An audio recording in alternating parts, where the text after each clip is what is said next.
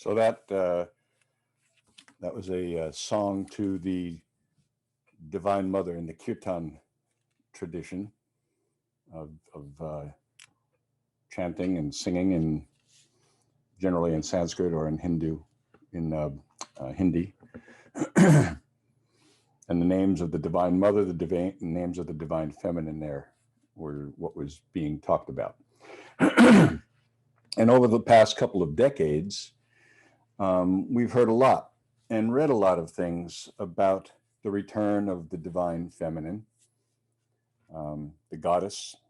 In Wiccan and pagan traditions, we hear the Divine Feminine referred to as the Lady quite often, on that first hymn that we talked about, Lady of the Season's Laughter.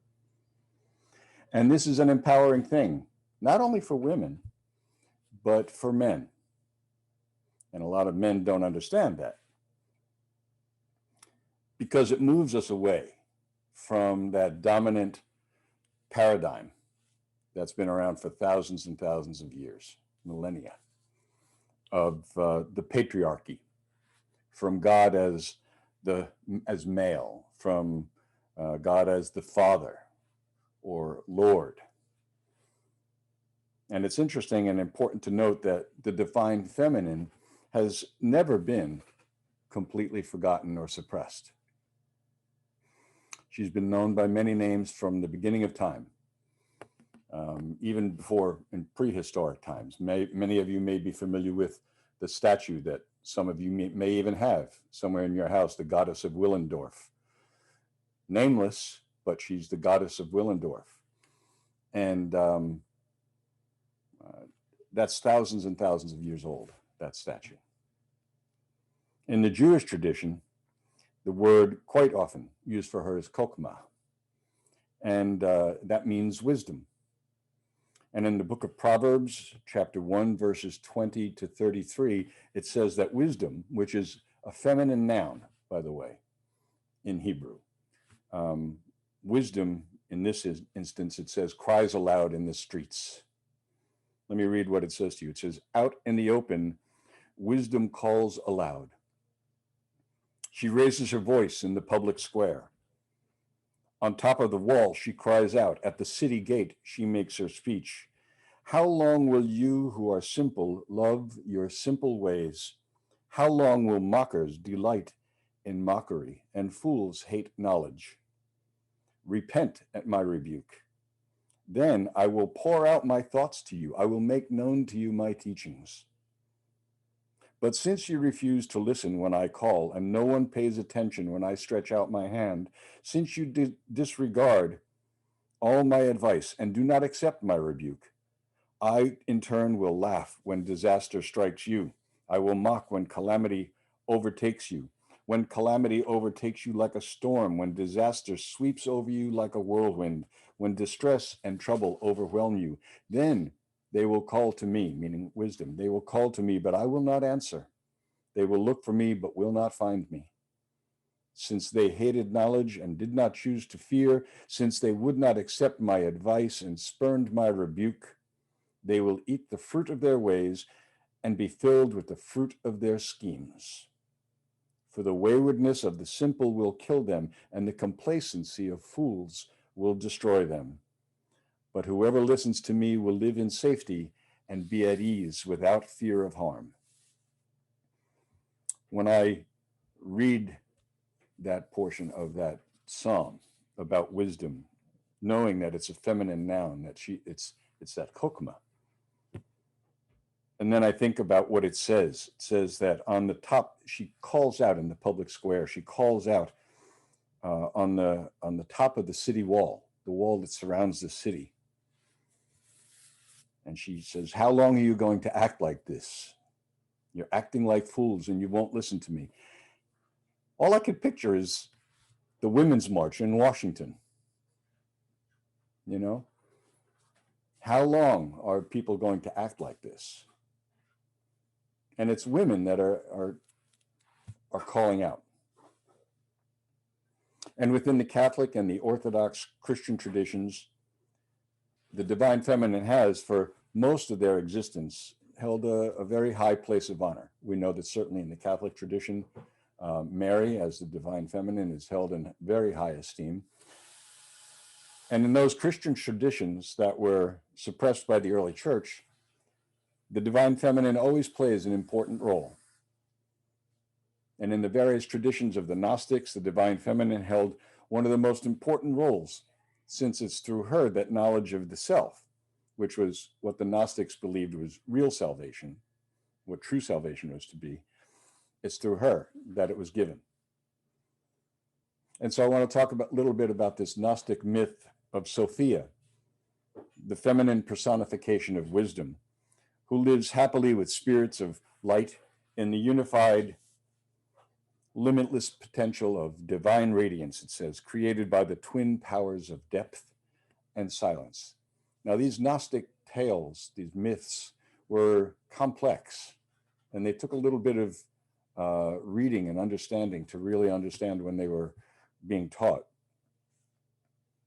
But Sophia in this myth is so dizzy with the love for the creative source that when she sees this brilliant, shimmering light below the divine radiance, and she flings herself down into the darkness, mistakenly following what she believes to be her father's radiance, fooled by this mere reflection that she saw. And there, in that abyss of the unrealized potential of the world, she's trapped. She's separated from the light, the spiritual realization of gnosis, the knowledge of transcendent unity. And there, the powers of the underworld have their way with her, using, abusing, and exploiting her until all she knows is sadness in the struggle to return herself to the light that she's lost, but not forgotten. But she gives birth to a bunch of bad guys, demigods called the archons, including the worst of them all, the demiurge who becomes the creator of the world, infecting it with pride and ignorance and fear and his lust for power and pleasure. But Sophia remains present, and in her resurgent power, she brings great beauty and spiritual potential to the earthly realm and its inhabitants. And so witnessing that irresponsible creation of the world by her son, the demiurge of this world, Sophia, she takes consciousness and she conceals it in the body of the demiurge's first creation, who is Adam, and then brings it into Eve as well. And so finally, Sophia breaks free, and she ascends back up to the true light of life and raising humanity with her ever so slightly, but she refuses to abandon the world of humans. And so what she does is she divides herself. She divides herself, keeping a part below, always present with humanity and available for the enlightenment of everyone. Back up in the celestial realm of spiritual light, Sophia rediscovers gnosis by joining her twin brother in a marriage of reunification, balancing that masculine ego of unrealized potential.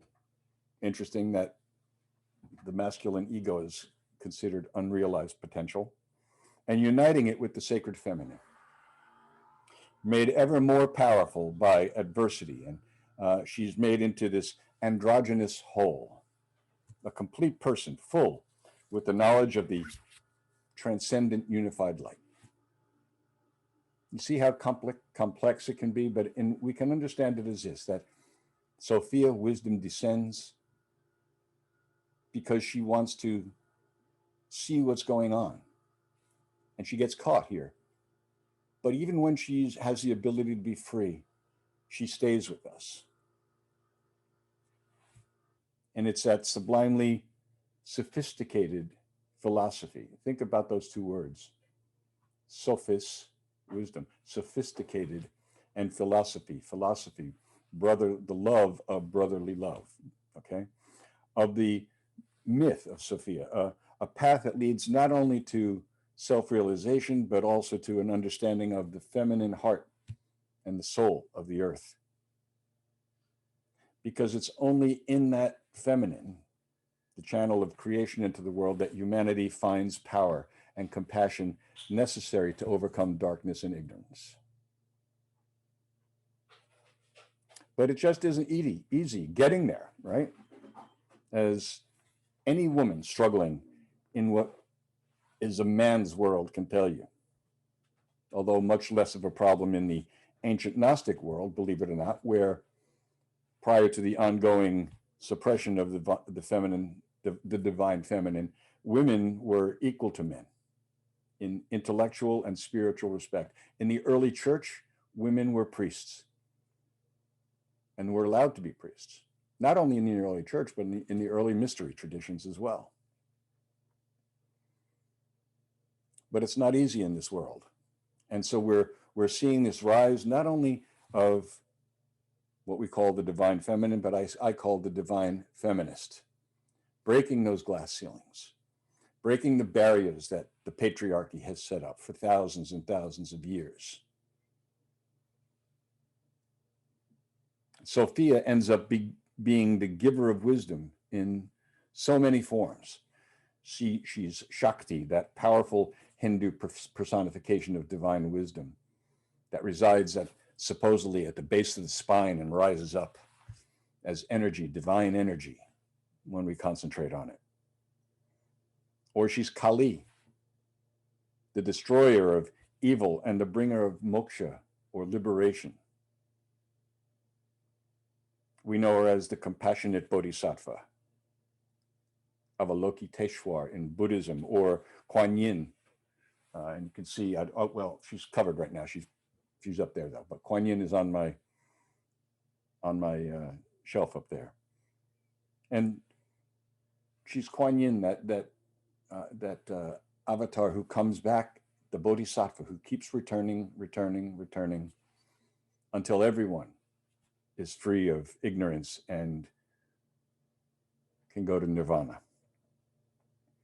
She's Mother Mary, as I said, in the Catholic Church in her ascendant form, now in heaven allegedly, but she's also Mary Magdalene, that earthly compassion of Christ and potential in Christian Gnosticism.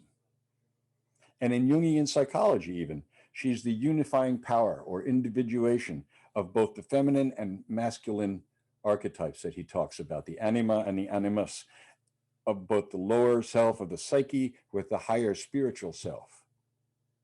So you see, Sophia is everywhere. She really gets around. And because of this role that she plays in our spiritual life, and because she exhibits such a strength of character and determination, I believe that, again, as I said, what we're really talking about is the return not just of the divine feminine, which can have just sort of this nice, isn't that nice, we're all getting in touch with our divine feminine kind of thing, but the divine feminist, the very active personification of Sophia, who makes change, who creates change.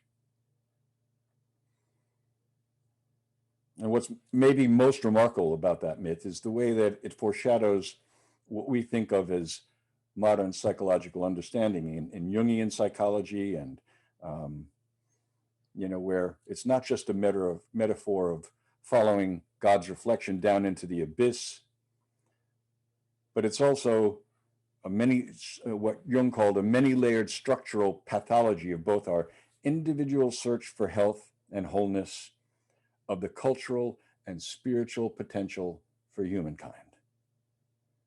He saw that myth as an illuminating structure, which, when we shine it on the collective unconscious that we're all part of, it can guide us to the realization of our potential as humans, physical and spiritual.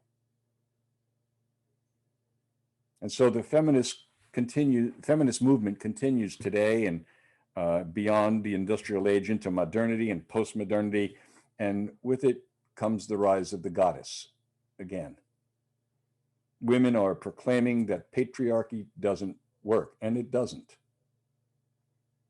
But then neither does matriarchy by itself, and this is why Sophia comes, to join the two together, the feminine and the masculine. And in the last 50 years, we've gone from radical extreme, what they call deep ecofeminism, to the divine feminism of today, a feminism that recognizes not only the divine feminine, but the divine masculine as well. And they partner in this sacred marriage, if we allow them to. Personally, I think it's time for guys to step up and do that. And many are. And women all over the world are claiming their right to independence and their very life forces with intention and a connection to their sacredness. Women and men internally who see the world from an integrated perspective are joining together. And the result is an honoring not only of masculine and feminine, but transgender, all different genders. That will eventually take us, I believe, to the next step of our consciousness, next stage of our consciousness as human beings. Within a few short centuries, a blink of an eye in evolutionary times, women have gone from being subject to patriarchy's whims to standing completely on their own. Not because they weren't smart enough before, but because societal and evolutionary structures that were in place kept them suppressed. But we move forward in a full partnership now. So we have to allow Sophia to take us to that place in a way down across the tracks. You know how that saying that is all too true in many places where you go across the tracks and things aren't so nice. We have to go across the tracks. Those are places that we all have to visit, where we become separated, perhaps, from our true potential. We've all been there at times. And exiled, maybe, feeling that way anyway, from what we are capable of becoming. And from there, Sophia shows us the way back up, the way to get in touch with our divinely feminist soul, the soul of the world. And then we can discover that the myth is the means to learning the whole secret of you and of me, of us, and the whole world. So let's give thanks and praise to that divine feminist. May it be so. If you enjoyed this video, please like us on YouTube, subscribe to our channel, and click on the bell to be notified whenever we post a new video.